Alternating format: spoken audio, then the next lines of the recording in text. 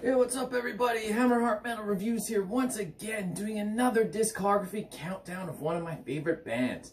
Today we are going to be talking about Abigor, Austrian black metal legends.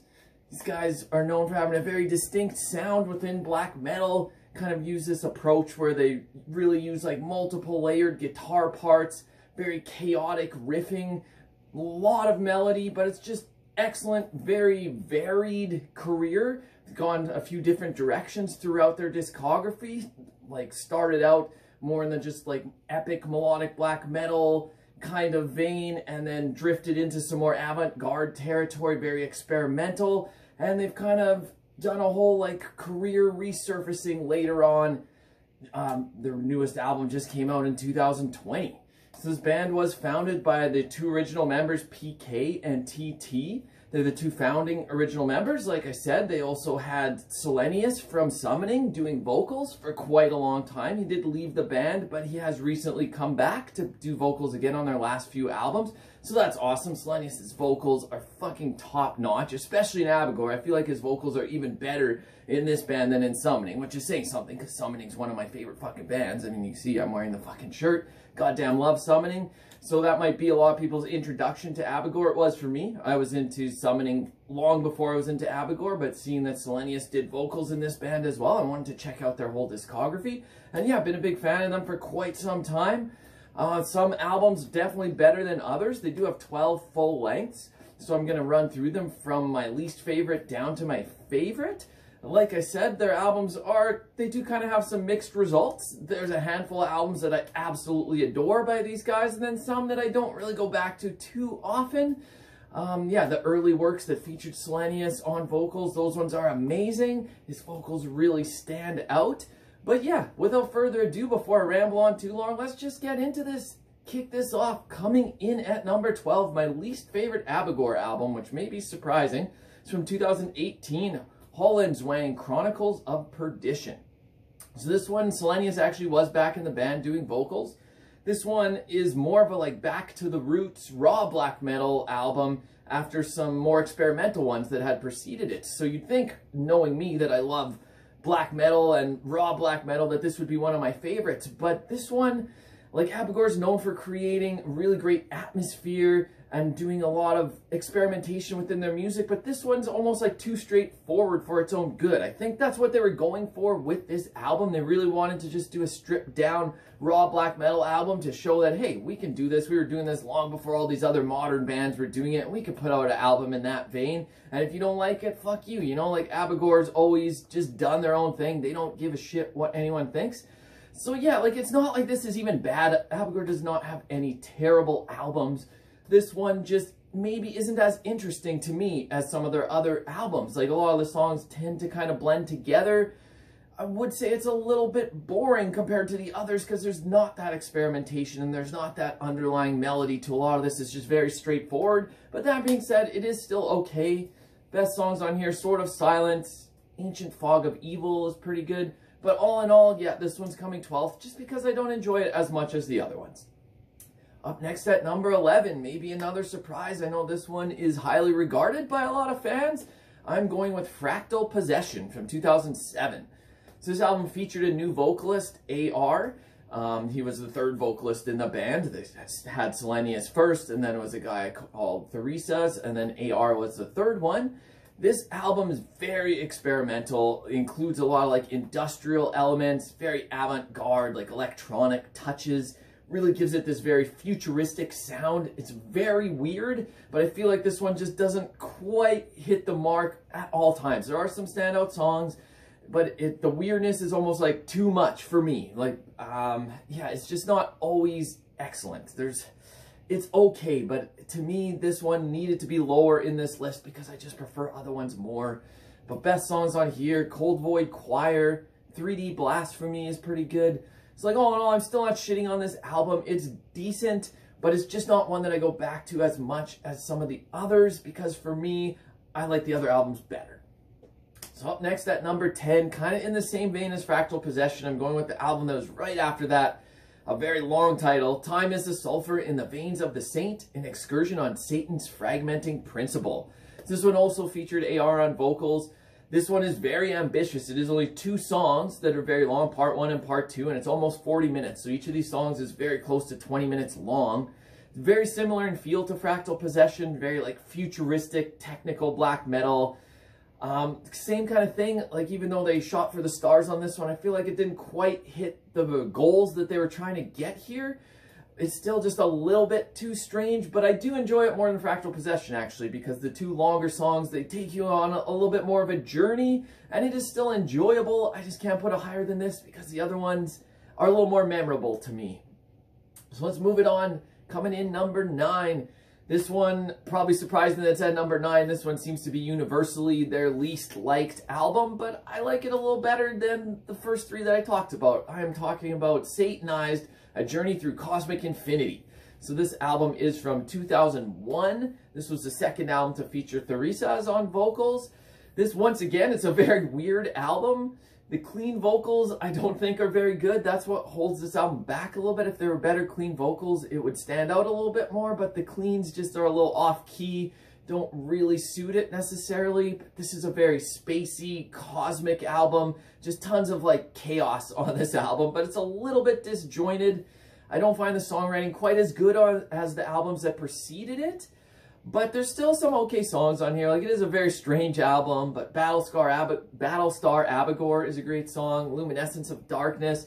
All in all, it's still decent, but I can't put it higher than this because we're going to get into the really good stuff now from 8 on down to 1. These are albums that I actually go back to often. Those first 4 albums I just mentioned, I don't really go back to too often at all. Every now and then I might check them out again just to see if my opinions have changed.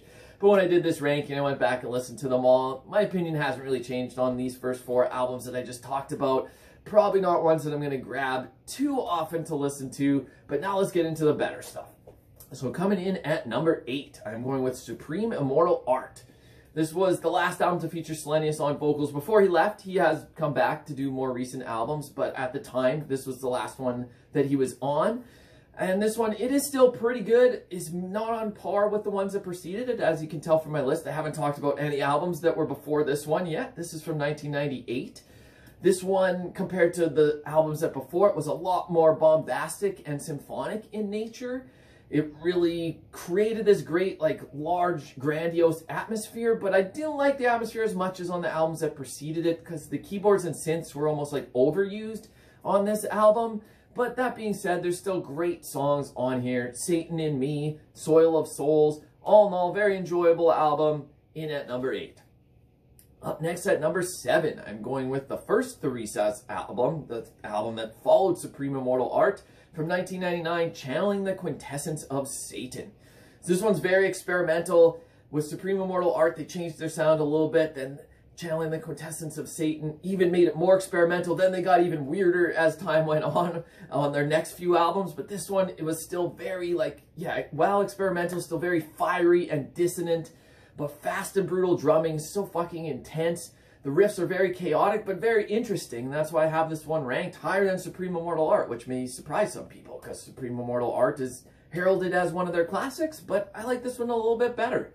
Dawn of Human Dust is a great song. Pandemonic Revelation, Wildfire and Desire. Like, all in all, this album is very fucking solid. That's what's in number 7. Now we're into the top 6. This is, where it got really tough. 8 and 7 were kind of easy placements for me, but from 6 down to 1, well, maybe not 1. I knew it was going to be number 1 coming into this, like, hands down. But from 6 down to 2, these could have changed order a little bit. These are all great albums. So let's see what I've got in which spot. Coming in at number 6, I'm going with Opus 4. This is from 1996. This was their 4th album overall. Still featured Satanized on vocals. And yeah, this one, once again, just has great pummeling drums. Like, they are just known for their drumming. Absolutely fucking killer. This is a worthy follow-up to the first 3 albums, but I don't think it's quite on the level as those first 3. As you can see, I haven't mentioned the first 3 albums at all yet. This has got a very unique sound. It's just like melodic chaos.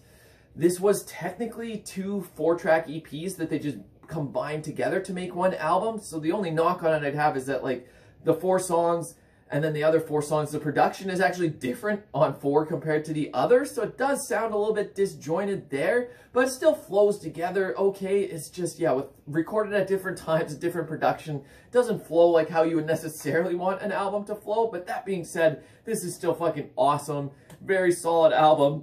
Dimension of Thy Unforgiven Sins, Eerie Constellation, A Breath from Worlds Beyond. Just all in all, fucking solid album in at number 6. Now we're into the top 5. So like I said, you know, the first 3 albums are going to be in here, but then there's actually a couple more recent ones that I haven't named yet, which might be surprising to some. But here we go. Coming in at number 5, I'm going with 2014's Leitmotiv Lucifer, The 7 Temptations of Man. So this album actually saw the return of Satanized on vocals, which was amazing, and he actually even brought Protector from Summoning as well to do some backup vocals, which is fucking awesome. Summoning is one of my favorite bands of all time, so as soon as you bring those 2 guys in there, I'm gonna like the album. But it's not just because of the vocals. This whole album is just fucking awesome. It's a little bit more straightforward compared to the 2 previous albums that were right before this, like the Fractal Possession and Time is the Sulfur in the Veins of the Saint. Those were very odd experimental albums. This one is a little more streamlined than that, but it is still a little bit odd and weird, but it's a lot more enjoyable. I found this an excellent return to form at the time when this came out. Like, I wasn't sure what to expect after those couple of weirder albums, but this one really hit the mark for me. I fucking loved this album a lot when it came out, and I still love it. It's really aggressive. The riffs are very complex. Once again, the drumming is just amazing. The vocals are just awesome as well.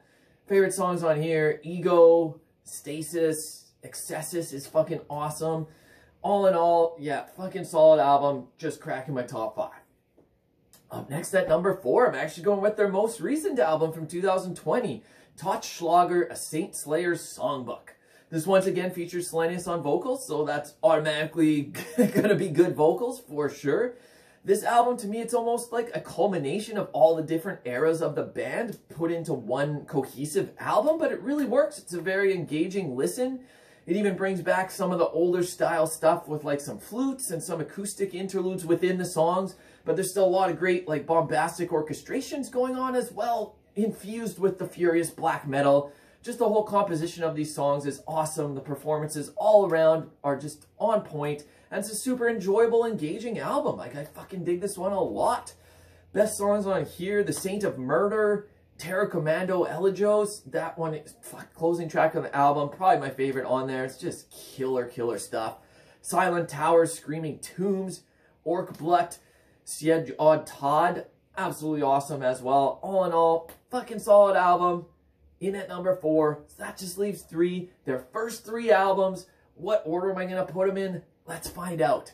Coming in at number 3, I'm going with Orc Blood, The Retaliation. This is from 1995. This was their second album. Features Satanized on vocals. All these next 3 albums feature Satanized, so I'll stop saying that with every single album I introduce. But yeah, this one's a little bit different. It almost is more like an EP, but it is classified as a full length. It's only 25 minutes long. And it does play more just like one long song. Like, this needs to be listened to as a whole. You don't pick out songs from this album. There's only like 4 actual like longer songs that are 4 or 5 minutes, and then a lot of just short interludes. But the interludes just tie this album together beautifully. The instrumentals are so fucking great and just brings out this great folky medieval atmosphere. And it's just fucking beautiful. Like, I'll name songs, but really, like I said, you gotta listen to this whole album. But The Rising of Our Tribe is great. Battlefield, Orphans. My only complaint is that I wish it was longer. I wish there was more of it. But nonetheless, I'm still ranking it at number 3 because it's fucking awesome. And I love these kind of folky, medieval, black metal albums. And Abigor does it better than most. In at number 3. All right, up next at number 2, I am going with the debut album, Verwüstung, Invoke the Dark Age from 1994. So this one, for a debut, the production is actually surprisingly great. It is a little bit on the raw side, but you can still hear everything, which is a little bit different for early black metal. Usually it's some of the instruments get drowned out. Maybe you can't really hear bass on here too much, but you hear all the riffs, the vocals, the drumming. Everything is awesome on this album. The vocals are so raw and tortured, but just fucking amazing. This is just epic melodic black metal. It's really unique for its time for 1994. There wasn't too much that had this exact sound to it. Like, Abigor really did their own thing within black metal, really brought in some haunting keyboards, some nice ambient acoustic guitar passages as well, and they're really just excellent underlying melodies, but still giving you that sense of anger and very emotional black metal with the same, like, just insurged with all these melodies. It's still evil and just brings in this great medieval atmosphere, and all in all, like, this album fucking kicks ass. Best songs on here: Kingdom of Darkness, In Sin, Eye to Eye at Armageddon, and my clear favorite on this album, one of my favorite Abigor songs ever, is Weeping Midwinter Tears. Such a gorgeous fucking song. Like, oh, this album could have been #1 just for that song, but not quite, because #1 album takes the cake fucking easily. The best Abigor album, in my opinion, is, oh fuck, I can never say this properly, Notsheimnen from the Twilight Kingdom from 1995. This is their third album, and this one, it is just an absolute beast of melodic black metal. One of the best melodic black metal albums ever made. It's up there with the best of the era, like bands like Dissection or Winterland with Welcome My Last Chapter. This album is right on pace with those. Like, it's fucking, it's so goddamn good. Tremolo riffs in here are awesome. Even throw in some female vocals here and there. And the atmosphere is what makes this album. Like, this atmosphere on this album just perfectly blends the really harsh, evil vibe, but with tons of melody and haunting keyboards, and even like medieval classical elements are in there too. A lot of acoustic little breaks in there. And this album just gives you a truly like mystical feeling. Not too many albums can capture this atmosphere so well, but they did it so fucking good on here. It's still chaotic, it's still very complex, but it's so energetic, and just so much underlying melody on this album. It's fucking great. I adore this album so much. Favorite songs on here. It's hard to name favorite songs because this whole goddamn album is amazing. But Unleashed Axe Age, Scars in the Landscape of God, The Dark Kiss, whew, great. I Face the Eternal Winter, A Frozen Soul in a Winter Shadow. Like, I just named half the album, but the whole fucking thing is great. You could easily take out any other song I just named and put the other songs on there, and I wouldn't say anything about that, because this whole album fucking slays. Anyways, these are just my opinions as usual. Love to get your thoughts down below. What's your favorite Abigor album? What did you think of my list? Do you like the weirder albums that I had near the bottom of my order? Who knows? I don't shit on them. I still think they're okay. I just like the early works are my favorite in my heart. But anyways, I'm rambling on way too long here again. So until next time, give me a like and give me a subscribe. And Hammerheart Metal Reviews out!